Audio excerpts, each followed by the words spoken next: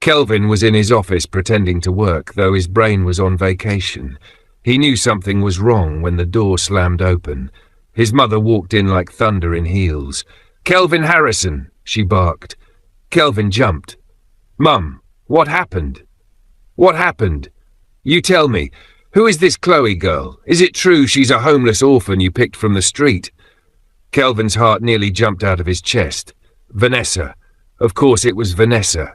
He stood up quickly. "Mum, please, calm down." "Don't tell me to calm down," Lydia snapped, waving her designer handbag like a weapon. "You lied to me, Kelvin, to your father, to this entire family. And for what? A poor girl? Have you lost your senses?" "Mum, please," Kelvin said, trying to think fast. "It's not like that. It was just part of a plan." "Plan?" Lydia shouted. "You think this is Monopoly? You're playing plan with your life? Tell me, what kind of plan involves a homeless girl pretending to be your fiancée?" Kelvin rubbed his face. "It's temporary, Mum. I just needed Dad to believe I was serious about settling down so he could finalize the company transfer. Once that's done, I'll end it. I swear, I don't have any feelings for her." Lydia folded her arms and gave him that look, the Nigerian mother look that could force confession out of a hardened criminal. "Kelvin, stop lying," she said quietly. "You forget I'm your mother. I've seen the way you look at her, the way you talk to her. That's not acting, my dear. That's emotion." Kelvin opened his mouth to deny it, then shut it again. His mother was right. He had started feeling something for Chloe, though he didn't want to admit it, even to himself. Lydia shook her head. "You better remember who you are. You're a Harrison. Our family built this empire from sweat and class, not from street girls. Don't throw it away for pity, love." Kelvin sighed deeply, feeling trapped between two worlds, one of lies and one that was slowly starting to feel real. When Lydia left, she didn't even look back. She was shaking with anger. She didn't waste a second before going straight home to her husband. Chief Harrison was on the balcony, reading the newspaper with his usual calmness when Lydia stormed in. "Darling," she began, voice trembling, "do you know the nonsense your son has done? Kelvin brought a street girl into this family, a girl with no name, no background, no class, and he lied to us." Chief Harrison looked up slowly, adjusted his glasses and gasped, "Is that true?" Then, before Lydia could answer, he simply said, "I know." Lydia blinked. "You know?" "Yes," he said, folding the paper neatly, "and I don't see the problem." Lydia's jaw dropped. "You don't see the problem? Are you hearing yourself? The girl is poor. She's from nowhere." The chief smiled faintly. "Exactly. That's what I like about her. She's real. She's respectful. You've been complaining that Kelvin is too proud, too disconnected from reality. Well, Chloe is the only one who's humbled him, so maybe this is good for him." Lydia stood there speechless. Her husband had lost it. "You mean to tell me you don't care that your son lied?" she asked. "Oh, I care," Chief Harrison replied, his tone serious now. "But I'm more disappointed in the lie than in the girl. If Kelvin wanted to impress me, he should have just told the truth. But that girl, Chloe, I like her spirit. Money or not, she has something most of these rich girls don't have. Heart." He picked up his phone and dialed Kelvin. "Come home, my boy," he said simply. An hour later, Kelvin sat before his parents, looking like a man at his own trial. Chief Harrison looked at him calmly. "Kelvin, your mother told me everything. Is it true?" Kelvin hesitated, then nodded slowly. "Yes, sir. It started as a plan. I needed you to see me as responsible, someone ready to settle. Chloe agreed to act the part, but somewhere along the line things changed." "Changed how?" Chief asked. Kelvin looked down. "I started seeing her differently. She's not who I thought she was. She's smart, kind, and real. I didn't mean for it to happen, but I think I'm in love with her." Lydia gasped like she'd just been slapped with cold water. "In love? Kelvin, are you hearing yourself?" Chief Harrison smiled gently. "Let the boy talk." Kelvin continued, voice low but sincere. "She doesn't care about my money, Dad. She doesn't even try to impress anyone. I know it sounds crazy, but I feel like she's the only person who sees me for who I really am." The chief leaned back and nodded thoughtfully. "Then go tell her. Be honest this time. No lies, no act. If she loves you too, then maybe, just maybe, this madness was destiny in disguise." Lydia sat back, shaking her head in disbelief. "God, is this how you reward me for fasting and prayer?" But Chief Harrison only chuckled. "My dear, love doesn't check bank balance." Kelvin smiled faintly, a mix of fear and relief washing over him. For the first time, he knew what he had to do. The lie had brought him to Chloe, but maybe, just maybe, the truth would keep her. The next morning, Kelvin couldn't concentrate. He had been pacing around his mansion like someone whose village people just upgraded their strategy. His heart was beating faster than a generator during NEPA failure. He knew he couldn't keep his feelings buried anymore, not after everything that had happened. By noon, he finally drove down to Chloe's small apartment, the same girl everyone once mocked as the dirty street girl pretending to be a fiancée. He parked his sleek black Range Rover by the roadside. He didn't want to disturb her house gate. He took a deep breath, adjusted his designer shirt, and walked in. When Chloe opened the door, she froze for a second, surprised to see him standing there looking like heartbreak in human form. Kelvin scratched his head like a lost boy. "Chloe, I need to talk to you," he said softly. Talk. But I beg, remove shoe before you enter. My landlord no get joy, and I no get power to re-sweep my living room today," she replied, folding her arms. Kelvin obeyed like a well-trained puppy. He sat down on one of her couches and sighed. After a long silence, he took a deep breath. "Chloe, I didn't plan for this to happen. You were supposed to be a fake fiancée, but somehow I fell in love with you. You're the most genuine woman I've ever met." For a moment, Chloe didn't say a word. She just stared at him, biting her lip, so shocked that this true drama was playing in her mind. Then she smiled. "So all this while you were forming boss man with your no-emotions face, your heart was doing butterfly inside?" Kelvin laughed awkwardly. "You no go kill me, Chloe." And to think I've loved you since that night at the company party when you almost embarrassed yourself with your terrible dance moves," she teased. "Wait, you loved me too?" Kelvin asked, eyes wide. "Yes, now. You think it's easy to wash plate in your mansion every day and not fall in love with your fine face?" They both burst out laughing. Then Kelvin suddenly went quiet, his expression softening. "Chloe," he said, kneeling on the floor, "marry me." Chloe's eyes widened. "Aha, you no even let person brush hair or call my pastor?" "Just like that." "Please," he said sincerely, "I don't want to lose you." Her sarcasm melted away. She nodded slowly. "Yes, Kelvin, I'll marry you." At that moment, both of them were smiling like people who just found suya after fasting. Meanwhile, somewhere in town, Vanessa, the ex-fiancée, was busy throwing designer handbags at the wall. When she heard about the engagement, she nearly fainted. "What? Kelvin proposed to that thing, that gutter rat?" she screamed. Her mother tried to calm her, but Vanessa was breathing fire. "No, Mummy, this cannot be happening. I'll go and see Madame Lydia. She'll never accept that lowlife."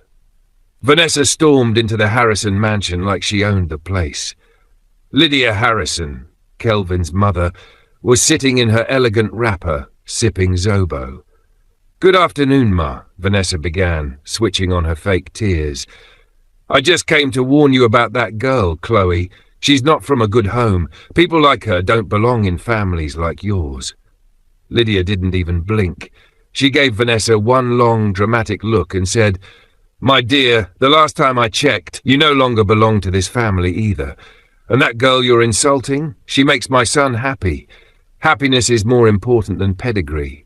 Vanessa froze like NEPA light that just went off. Lydia smiled sweetly and added, "Next time you want to gossip, go and meet your mirror." Vanessa's mouth hung open. Lydia clapped her hands. "Driver, Biko, open gate for our visitor before she melts." Humiliated beyond words, Vanessa left. That evening she booked a one-way flight to London, telling people she was going for business expansion. But deep down, shame was flogging her like koboko. She realized she'd lost not just Kelvin, but her peace too. Weeks later, it was finally wedding day. The Harrison estate was glowing, decorations everywhere, musicians rehearsing, guests snapping pictures like paparazzi. When Chloe stepped out in her simple white gown, people gasped. The same girl who once sat on the street was now the bride. Even the chandeliers seemed to blink twice. Kelvin stood at the altar, his eyes locked on her. He couldn't stop smiling.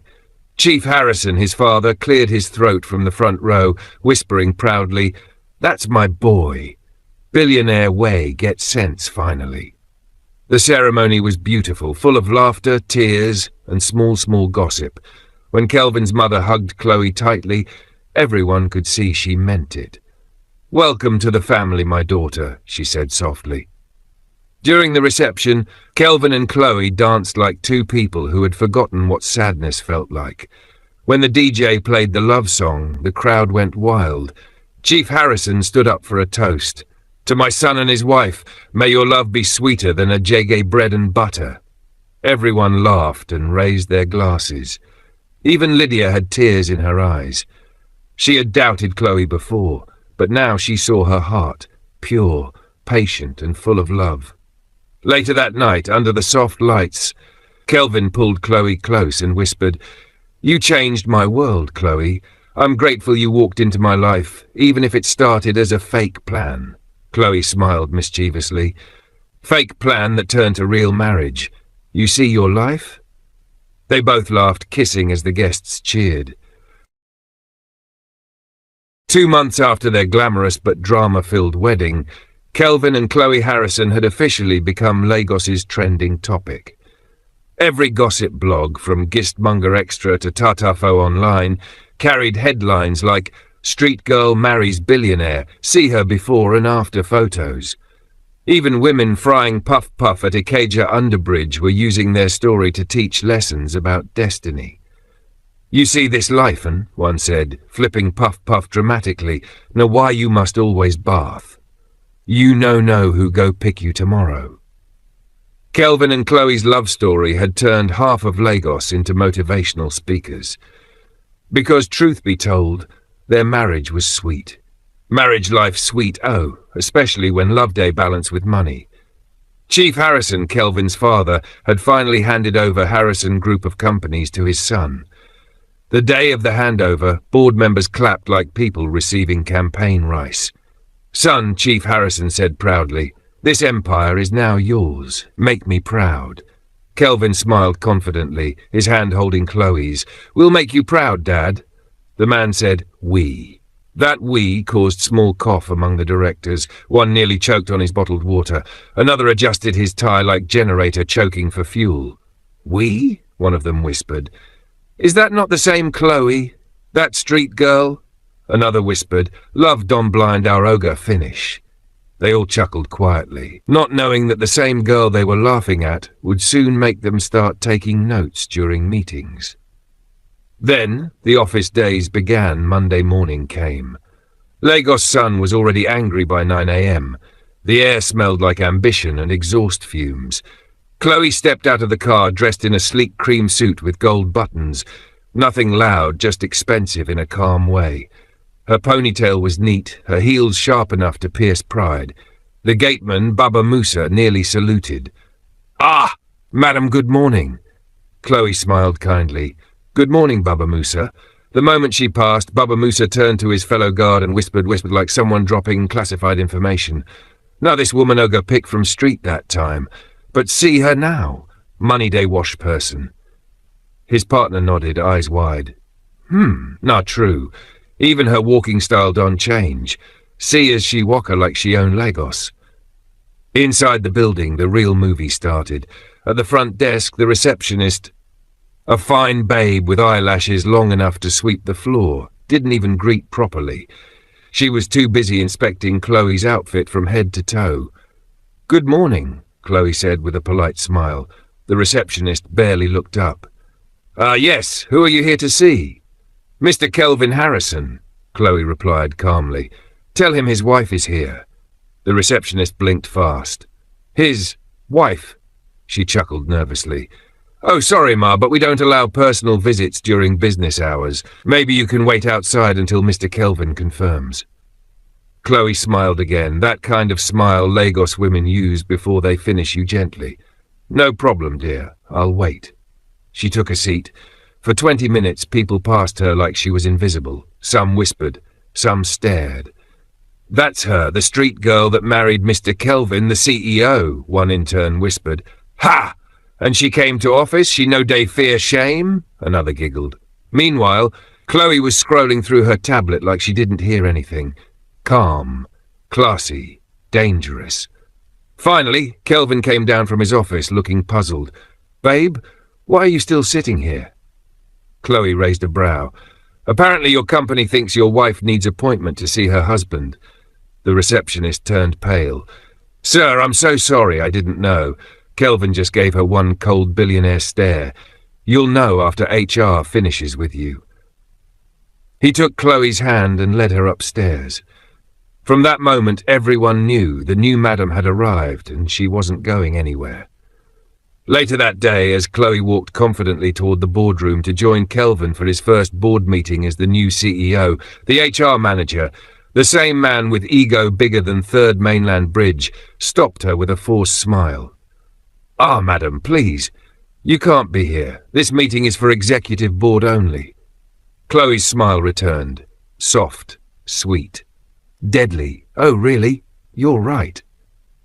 Then she turned to the board secretary. "Please tell my husband to come outside. We need to discuss who gets fired for disrespecting the CEO's wife/new co-director." The man's face changed color like NEPA light blinking. He almost whispered, "Ah, Jesus." The entire room went quiet. Kelvin just laughed. That proud, mischievous laugh of a man who knew he had married the right kind of trouble. "Gentlemen," Kelvin said, "meet your new co-director, Mrs. Chloe Harrison." The silence in the room was heavy. You could hear pride breaking. Even after then, the gossip continued. Some of the departmental heads greeted her with stiff necks and fake smiles. One even said, "Welcome, Ma," but his eyes were screaming, "God I beg, wetting this girl Sabi." Chloe caught all of it, the fake smiles, the murmured greetings, the sarcastic looks passed behind her back. But she didn't say a word. She just smiled that gentle but dangerous smile that said, "Keep watching me." As she walked through the hallway in her neatly pressed cream suit, the cleaners quickly bent lower with their mops. They avoided her eyes like she was a ticking bomb, but the moment she passed, they began whispering, "Nah, she be the new madam?" One asked, eyes wide. Another giggled. "Yes-o, they say o pick-am from street. Imagine-o, from roadside to office." The oldest cleaner hissed, make we day watch. Sometimes God fit you street girl shame educated people." The real shock came 2 weeks later. Chloe had spent days quietly observing, studying files, attending meetings, asking innocent questions that made top executives sweat like thieves in church. She didn't have a business degree, but she had street intelligence, common sense, and an eye sharper than CCTV. One night, while reviewing old records from the Chief Harrison era, she noticed strange numbers. Huge figures written in code, fake contracts, inflated expenses. It didn't add up. By morning, Chloe had traced 750 million quietly siphoned through 3 companies owned by top executives, including the same man who had once told her, "This is board-only meeting, Ma." When she dropped the files during the next board session, the room went silent.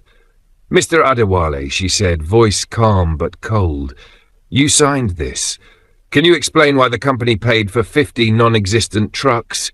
He stammered. It was. Kelvin leaned forward, eyes blazing. Was what? Another executive tried to defend him. "Madam, these things are complicated." Chloe interrupted softly. "No, sir, fraud is not complicated. It's simply wrong." Boom, silence. You could hear their hearts beating. Kelvin ordered a full audit that same day, and when the truth came out, over 6 billion had been stolen over 5 years.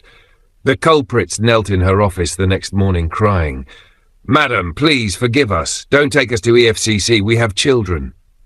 Chloe looked at them long and hard. "You should have thought of your children before stealing what belongs to other people." But she shocked them. Instead of sending them to jail, she made them sign restitution documents, return the money, and resign quietly. "Go and start over," she said. "This company will rebuild with honesty, not fear." The news spread like Harmattan fire. Within a week, business newspapers screamed headlines. "New co-director exposes massive fraud in Harrison Group." "Street girl turns corporate heroine." Even international media picked it up. Social media exploded. People who once mocked her began quoting her in their motivational posts. Chief Harrison himself threw a private dinner in her honor. "My daughter," he said proudly, raising a glass, "you have done what I couldn't in 20 years. You brought honor back to our name." His wife, Mama Harrison, hugged Chloe with tears in her eyes. "You're not just a daughter-in-law," she said. "You're the daughter I never had."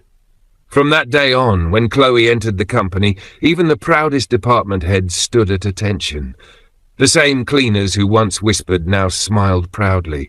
The same secretary now jumped up the moment she saw her. And the gateman? He now bragged, "She is our boss, our correct madam." 2 years later, it was a bright Thursday afternoon.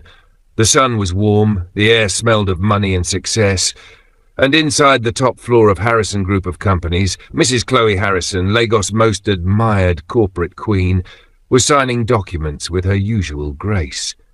Her office was everything success could buy: white marble floors, golden lighting, and a glass view of the entire city.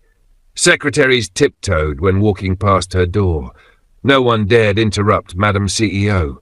Until that day, the door suddenly swung open with a loud bang. Everyone froze. An old woman walked in. The receptionist ran after her, breathless. "Madam, please, you can't just—" The woman shouted, "Leave me! I must see my daughter today. I saw her in newspaper. I saw her on television. I saw her on social media. That's my daughter." The entire office went still. Phones stopped ringing. Keyboards went silent. Chloe looked up slowly, confusion clouding her face. "Ma, who are you?" The old woman stared at her, trembling. Tears rolled down her cheeks. "Chiamaka," she whispered. "My daughter, you remember me? I am your mother. Your name is Chiamaka." For a moment the world stopped spinning. Chloe's pen dropped from her hand, the papers scattered. "What did you just call me?" The woman opened her nylon bag with shaky hands and pulled out an old, half-burnt photograph. In it was a beautiful little girl in a royal blue gown, sitting in an elegant living room. It was her. The same smile, the same dimple. Kelvin walked in right at that moment, holding a file. "What's going on here?" he asked, looking from Chloe to the crying old woman. The woman's voice broke. "They told me my daughter died in that fire 18 years ago. I searched everywhere. The fire destroyed my intestines. I was in hospital for 10 years. I nearly died, but God saved me. When I came out, they said my baby, my Chiamaka, burnt in that fire. But when I saw you on TV, I knew you were mine." She fell to her knees, sobbing uncontrollably. The whole office gasped. Kelvin blinked, confused. "Wait, Chloe, are you saying you were adopted?" Chloe's voice trembled. "Kelvin, I didn't know. I grew up in an orphanage. No one ever told me who my real parents were." The old woman nodded through her tears. "You are the only surviving child of Chief Odogwu, the oil tycoon who died mysteriously that same night in the fire accident. You are his daughter." The gasp that followed could be heard 3 offices away. Even the secretary covered her mouth. At that moment, Chief Harrison and his wife Lydia came running in after hearing the commotion. "What's happening here?" the chief asked. The old woman turned to him. "Chief Harrison, you were my husband's friend before the fire, before betrayal, before everything went dark."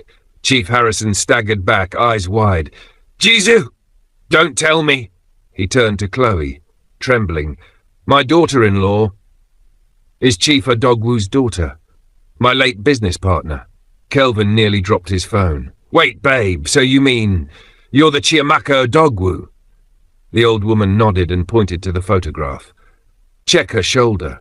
That birthmark, shaped like a small heart, that's my baby's mark. Everyone turned as Chloe slowly loosened her sleeve, and there it was, the same faint heart-shaped birthmark, exactly as shown in the picture. The entire office burst into murmurs. Some staff almost knelt. Others covered their mouths, whispering, God, Sona Madam be Chief Odogwu Pekin. Chief Harrison was speechless. Lydia screamed for joy. My daughter-in-law is a billionaire's daughter. Ah, God, you're too much. It turned out that years ago, during the fire outbreak at Chief Odogwu's mansion, the nanny had run off with little Chiamaka to save her life. But in the chaos, they got separated. The nanny died on the roadside from smoke inhalation, and little Chiamaka, Chloe, was later found by strangers who handed her over to an orphanage. She grew up with no memory of her real family, no clue that she was born into wealth, until fate brought her right back into the business world her father once ruled. Chief Harrison shook his head in disbelief. Your father was not just my friend, he was the one who made me who I am today. Just relax, we will get all your father's wealth for you. Madam Harrison smiled. So all this while, the girl we thought came from the gutter actually came from royalty. Kelvin burst into laughter. Babe, from roadside girl to billionaire's wife to billionaire's daughter again. Ah, beg, somebody give this woman national award. Chloe rolled her eyes, wiping her tears. You think it's funny? I nearly fainted when that woman called me Chiamaka. Kelvin grinned mischievously. No wonder you like giving orders. Royal blood day your vein. Nay, inside business dem born you. The whole room burst into laughter. Even Chief Harrison was laughing through his shock. A few weeks later, a grand Thanksgiving followed. Chief Harrison and his wife hosted it at their mansion. The media came, cameras flashed, and old business partners of Chief Odogwu attended. Lydia danced like someone who had just received an international visa. My daughter-in-law is a billionaire's daughter. You see why we must never look down on anybody, she kept shouting. Through legal help and documentation, Chloe regained access to her late father's estates, oil shares and international properties, all under her name, Chiamaka Odogwu Harrison. From that day, no one in the company whispered behind her again. In fact, when she entered, everyone stood up respectfully. Good morning, Madam Chloe, the board members would say, bowing slightly. Even the same people who once mocked her accent. The gateman bragged every day, I saw her first, when she day wear slippers that year. Now see my madam billionaire by blood. One quiet evening. Months later, after all the noise and attention had faded, Kelvin and Chloe sat on their balcony overlooking the glittering Lagos skyline. Kelvin held her hand gently. So, all this while, you've been a princess? Chloe smiled, eyes soft. I beg, leave that one. I'm still that same hungry girl who ate your leftover food in that roadside restaurant the day we met. He chuckled. Life no balance, oh. The street girl turns out to be a billionaire's daughter. God really has sense of humour. Chloe leaned her head on his shoulder. But you know what? I'd still choose that same street again, because that's where I found you. Kelvin kissed her forehead. And that's why I'll love you forever. Princess or pauper, you're mine. Hello, my beautiful viewers, my amazing besties. If you watch this story till the end, I beg come closer. Let me hug you through the screen. Now, what did we learn from this rollercoaster love story of Kelvin and Chloe Harrison, the so-called dirty girl who shocked the whole of Lagos? Moral lesson. Never, I repeat, never look down on anyone because of their background. Life has a wicked sense of humour, my dear. The person you mock today might be the same person you'll kneel to greet tomorrow. You see, Chloe? From street girl to CEO, from fake fiancée to billionaire's wife, and finally, boom, real billionaire's daughter. Life no balance. God does not write with a pen, but when he writes your story, even your haters will clap. So bestie, keep your head high. Your current situation is not your final destination. The same people gossiping about you today will later say, "We always knew she'd make it." If this story touched your heart, even small, please don't forget to like, comment and share this video with someone who needs hope. Tell me in the comments, what part of Chloe's journey shocked you the most? The street part, the office drama, or when her real mama showed up shouting, "Chiamaka"? And Abig, if you haven't subscribed yet, what are you waiting for? Hit that subscribe button, turn on your notification bell, and get ready. Because the next story coming up? It's hotter than Lagos sun in April. Till next time, besties. Remember, no matter how rough your beginning looks, God can still make your ending beautiful. See you in the next one.